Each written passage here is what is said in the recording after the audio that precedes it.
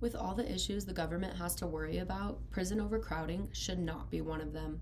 The lazy and effortless attempts from the criminal justice system to address high recidivism rates has continued to contribute to the prevailing issue of mass incarceration in the United States.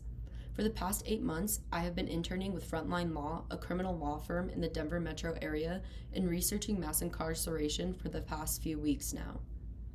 Currently, the United States has the highest mass incarceration rate in the world and yet has done very little to address recidivism rates. More specifically, the challenges presented by re-entering into society. In order to address high recidivism rates, I propose support for the reform of ban-the-box policies. Reforming these policies will open doors of opportunity for ex-convicts to find jobs, which would directly decrease the rate of recidivism and eventually increase GDP in the United States. To begin, let's explore why mass incarceration is a serious issue for the economic well-being of the U.S. and the importance of employment reforms for people with criminal backgrounds. According to the Bureau of Justice Statistics in Washington, D.C., operating the nation's parole and probation systems, prisons, and jails costs more than $88.5 billion a year. The Bureau went on to point out that local governments pay more than half of the total costs, while the federal government pays just 1/6, meaning that the majority of funding comes from taxpayers' dollars. The issue here is not that corrections have to be funded, but that funding is not being allocated to proper programs that could actually rehabilitate convicts and address high recidivism. Jennifer Ortiz, an assistant professor of criminal justice at Indiana University Southeast, explains that these costs serve as roadblocks to integration since the majority of people are unable to pay. In this event, parole officers often recommend nonprofit reentry programs. However, the problem here is that these nonprofits are largely underfunded. If the programs that were originally put in place and funded to help prevent the reoccurrence of an offense were actually effective, these costs for operating the criminal justice system would decrease and government could reallocate these funds to what should be much larger issues. Moreover, every year more than 600,000 people are released from state and federal prisons. Within 3 years of their release, 2 out of 3 former prisoners are rearrested and more than 50% are reincarcerated, according to the article Recidivism in Prisons, American Progress by Liz Bonecci. While there are many contributing factors to high recidivism rates in the U.S., lack of employment opportunities is a big issue that heavily contributes to ex-convicts' lack of ability to reacclimate into society upon their release. Corey Knight, founder and CEO of the Hope Foundation Reentry Network, explains that a big concern during long periods of joblessness is that formerly incarcerated people will fall back into old habits, using drugs to get away from stress or committing crimes out of desperation or need. So what is Ban the Box?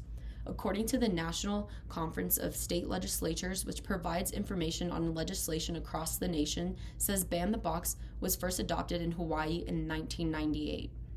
Since Hawaii's 1998 enactment, 26 states and Washington have passed ban-the-box policies. However, these policies vary state to state. Therefore, I propose that ban-the-box policies be reformed so that all private and public employers across the nation must remove conviction and arrest history questions from job applications and delay background checks until after interviews. Ban the Box should be a federal law rather than a state policy in order to hold government accountable for equity of all formerly incarcerated people across the nation, as reentry programs should not drastically vary state to state. Ban the Box laws do not need to be funded, so there would not be a tax increase or reallocation of funds, because it is an employment reform that changes the process for hiring. I would expect that it would take a year or two to pass in Congress, as a similar and comparable federal policy known as the Fair Chance Act was within that same time frame.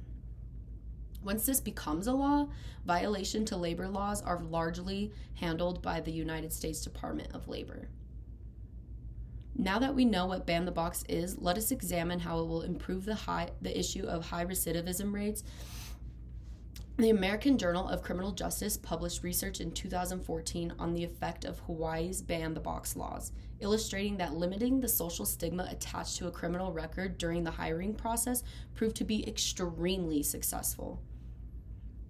Logistic regression also showed that a criminal defendant prosecuted in Honolulu for a felony crime was 57% less likely to have a prior criminal conviction after implementing Hawaii's ban the box policies.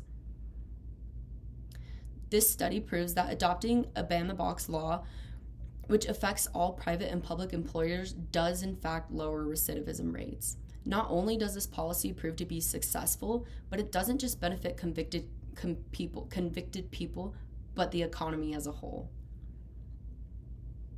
In the article, The Negative Effects on the Economy Caused by Mass Incarceration by Eunice Hernandez, he stresses that the U.S. economy loses between $57 to $65 billion in output every year due to high incarceration rates. Therefore, passing ban the box across the United States would directly increase GDP. One of the major arguments against ban the box policies are centered around the idea of unintended consequences. In a Brookings article by Jennifer Dolak, she explains that by taking away information about criminal records, employers are then forced to use other information less than perfect to guess who has a criminal record. Further explaining that employers will avoid ex-offenders by avoiding groups that are statistically more likely to contain ex-offenders. While it is important to consider that establishing ban the box laws could increase racial discrimination in the hiring process, it is also important to note the positive impacts of enacting such law. As already mentioned, Hawaii's ban the box law seen drastic changes in recidivism rates in their state. Additionally, with the United States economy still in recovery with the global pandemic, it would be ignorant to ignore that output and labor force participation would increase as a direct result from this law. In conclusion, the criminal justice system is failing to uphold one of the main goals of preventing the reoccurrence of criminal offenses in the United States. The U.S. has the highest mass incarceration rate in the world. My plan will decrease recidivism rates by creating more employment opportunities for ex-convicts and therefore benefiting the well-being of the economy as a whole. All in all, if we don't help formerly incarcerated people combat recidivism, they will continue contributing to mass incarceration, therefore costing all Americans.